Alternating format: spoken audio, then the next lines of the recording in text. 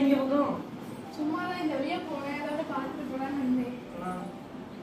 உட்கார். நம்ம கிளாஸ்மேட் ஏகாம்பரம் 2 தெரு தள்ளி குடி வந்திருக்கோம், உனக்கு தெரியுமா? ஏகாம்பரமா? அது யாரு? எனக்கு தெரியலையே. நம்ம லேட் கம்பர் ஏகாம்பரம்ல மாங்காவெல்லாம் ஒளிச்சு வச்சு சாப்பிடுவான்ல, அவன் தான். ஓ அவனா? ஹாய் ஆண்டி, வாங்க. அப்பா நாளைக்கு என் ஃப்ரெண்ட் ஃபர்ஹானா வீட்டுக்கு வராங்க. அவ இங்க தான் சாப்பிடுவா. ஃபர்ஹானானா முஸ்லிம் பொண்ணு தானே? ஆமா. முஸ்லிம் பொண்ணு நம்ம வீட்டுக்கு வரக்கூடாது. ஹிந்து பொண்ணுனா ஹிந்து பொண்ணு யாராவது ஃப்ரெண்ட் இருந்தானா அவன் கூப்பிடுவோம்.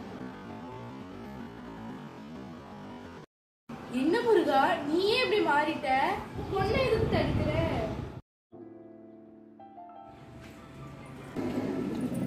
முருகா,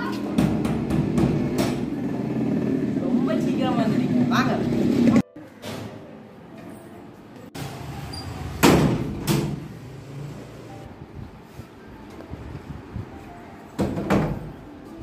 நூடுல்ஸ் பண்ண அங்க உட்காரு போ. டேய் நெட்டக்கு குப்பையில அது இருக்காருல.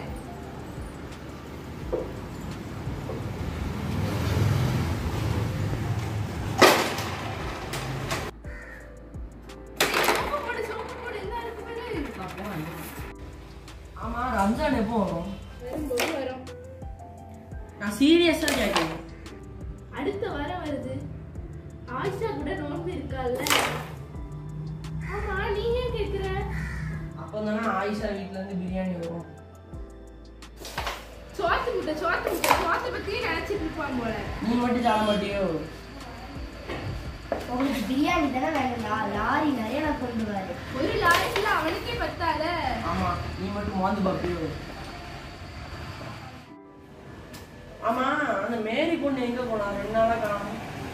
அவ வேளாங்கண்ணி போயிருக்கா 2 நாள் ஃபேமிலியோட.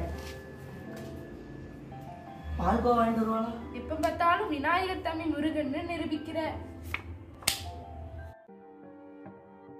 நம்ம சின்ன பிள்ளையா இருக்கும்போது மேரி ஆயிஷா நான் எல்லாரும் உன் வீட்டுல தானே வந்து விளையாடணும், பண்டிகைனாலே சேர்ந்துதானே கொண்டாடணும். ஆனா நீயே இப்படி மாறிட்ட. ஜாதி பிரிவினை இருந்தாலும் நம்ம ஜாலியா தான் இருக்கோம்.